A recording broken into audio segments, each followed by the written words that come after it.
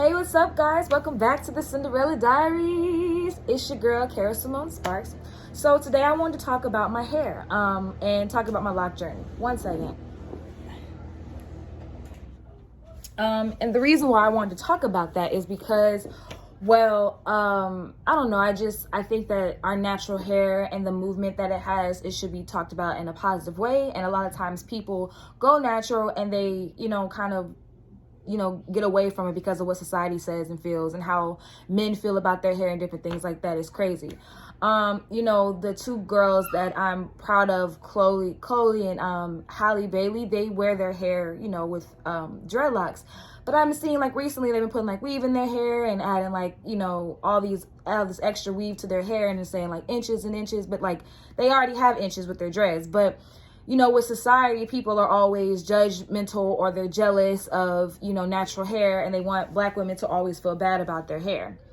And so trust me, on my journey, I've had people say crazy stuff to me all the time. When I first went natural, of course, I had to do the big chop. So I rocked my hair like a little short fade, and men were terrible to me. They were mean to me. A lot of guys didn't speak to me, and only like, kind of the real dudes who were really nice and, more spiritual and different things like that. They're the ones who kind of spoke to me during that time and asked me out on dates. A lot of guys, they like the long hair and different things like that, which, you have a preference. Everybody's allowed to have a preference. But nobody ever asked me why I cut my hair. And so I started growing out my hair. I started wearing it in a fro. And, people were complimenting on it. And people had, made jokes about it and say, like, oh, it makes you look like a tennis ball. I heard all types of things. These are from people who look like me. So African-American people. And so I was just like, it was just so frustrating because I'm like, why are you criticizing my hair? And it grows out of, your hair grows just like my hair, underneath all of whatever you got underneath your head, your hair grows like mine, so I don't understand what the criticism is. But because we're self-taught to hate our hair at a young age, this is what you get. I got my first perm when I was like 8 years old, and I love my first perm. I wore my hair, it was like really straight and long, and I thought I was just so cute, and I wanted to show all my friends, and it was just like a great time because it was kind of like a rite of passage for me. And I think that's a lot of the reasons for Black hair. That's like a rite of passage, getting your first perm or getting your first hot comb. The hot comb where you put the hot comb on the stove, your mom sits down and she sizzles that hair, right? So that's, the rite of passage of Black hair. But I think that we have lost sight of our beauty, and we lost sight of what we really are supposed to look like and how we're supposed to feel. When I went natural, I felt so liberated. And I know that's like, oh, you're like this feminist, and people just, you're so militant and all these crazy things that I heard. Who do you think you are? Lauryn Hill, like just all these insults that were just unnecessary, but people were just jealous and they felt some type of way because it's their hair they've never seen they never seen before. Like, I didn't grow up seeing women with locks. I grew up in America. And of course, there are different, people in this country where you have Caribbean people, Jamaican people, people from all over the world who come here and they wear their hair like this. But I never saw a lot of women do it. I only saw men work their hair, and American men, Caribbean men, I only saw their hair in dreads. So I never got to see a lot of times the women rock their dreads. I remember one time, this guy that I was dating, he was Caribbean, and one of his family members had dreadlocks, and she was a woman, and I saw it pull back, and she had like this, in a ponytail, and she was just rocking it. And I was like, oh my gosh, her hair is so beautiful. That's what I thought when I first saw it. Like, her hair is beautiful. And so I was like, I'm growing locks. So at his mother decided to do my locks. And so I grew them out, and, I went through the weird stage. People call them the ugly stage, where, you got like the little sprouts they're trying to grow, but they're still budding and everything. So I went through that stage, and it was hard. People, were mean and everything like that. People was like, oh, you like a man, you look like a football player. Like, I got all types of hate. Yeah, like, it may sound funny, but like, it really hurt my feelings back then. But, whatever, that's how people are. So I went, got past that phase, and my hair was growing. I even cut it one time, wore like a bob, because I wanted to look like Maxine Shaw, from Living Single. I thought it was so dope. I love Maxine Shaw. I thought she was awesome. With her little, she had little asymmetric dreads, and it was just like, she was just beautiful. So I did that for a minute, and then I let them grow out. And then, I don't know, I went through a phase after I got married. I just was like, I'm cutting off all my hair. And so I cut it all off and I wanted to rock the fro again.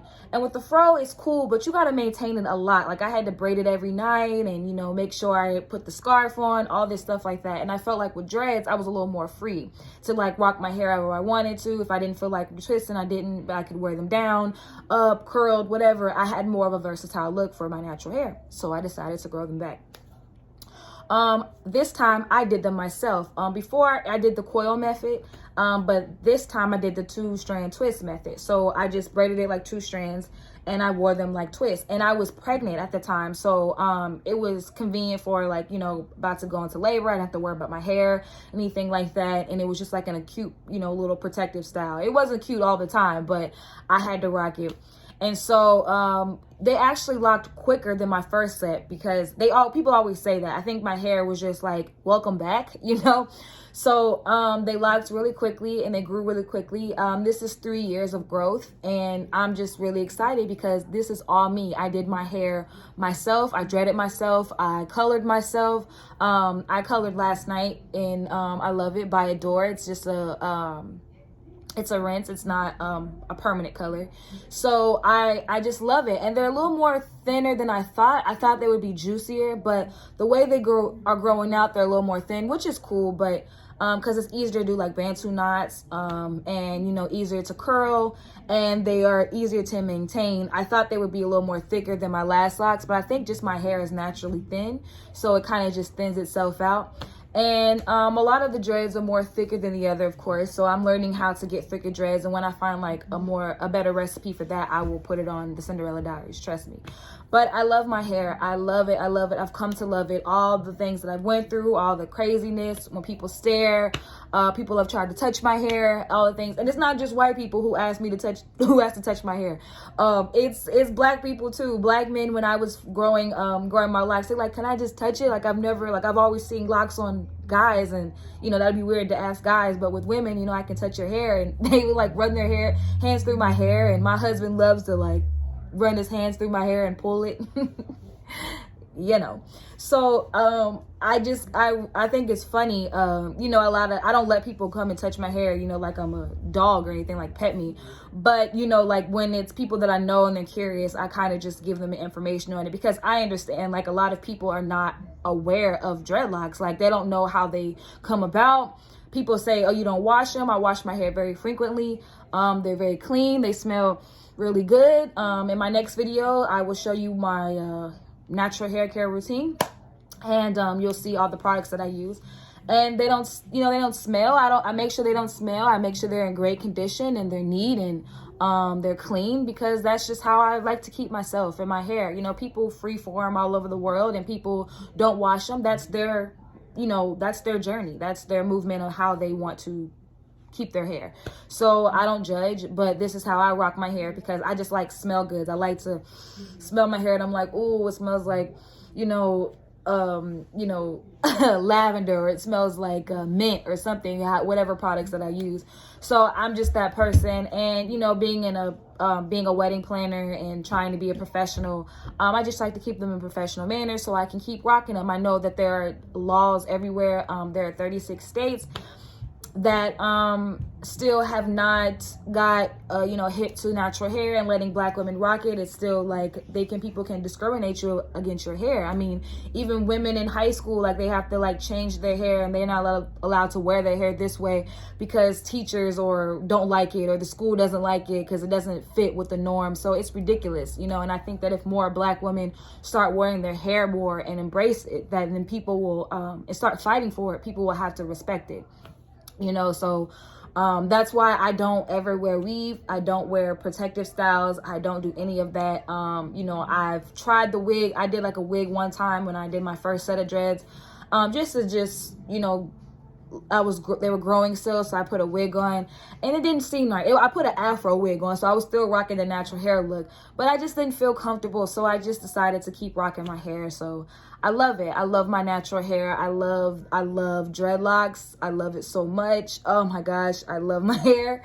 So I'm never gonna cut them again, never gonna change them. I cut them because, you know, I'm just going through a phase in my life, but that phase is over and I love my hair. I'm glad that they're back. They're getting so long. Look at it from the back. Ooh. Can you see? Oh, long, right? They're getting there. And that's 3 years of growth. And I'm gonna do like a natural hair. I have a natural hair t-shirt that shows the growth, you know, like the length check t-shirt that they have. And I will keep a record so you guys can see how long that they grow every year. And I wash them. Aloe vera works. I'm telling you, that is like the perfect product for longer hair. And rice water, sea salt, coconut oil, all those things are good. And just keeping them very hydrated and, you know, refreshing and moist and everything like that. And keeping my hands off of them and wrapping them up at night and keeping them in curls. Last summer, all I did was keep them in rollers and let them grow. And I let them be curly for like months and months at a time. So I didn't really touch them. I just rock the curlers. And the roller set look so, and they grew, like my hair grew very long. So if you want your hair to grow long like that, a roller set will do it. And I'm surprised that they're this long for 3 years, but I love them. So yeah. Anyway, if you have any questions about dreadlocks, we're not calling them dreadlocks anymore because it's not a dreadful journey. We're calling them locks. So if you have any questions about locks, let me know down in the description box. Down in the comment box. And like, comment, share, subscribe, and tell all your girlfriends about the Cinderella Diaries. See ya.